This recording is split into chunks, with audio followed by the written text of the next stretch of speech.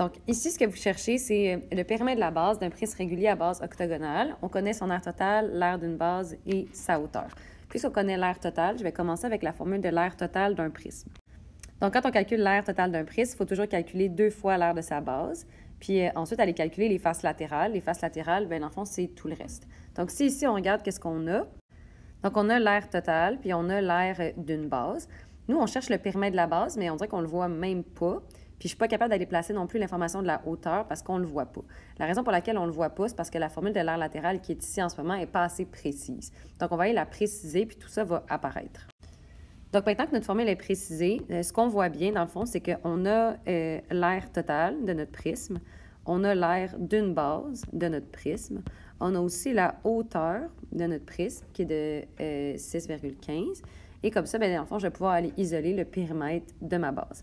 Parce que dans le fond, comment on calcule?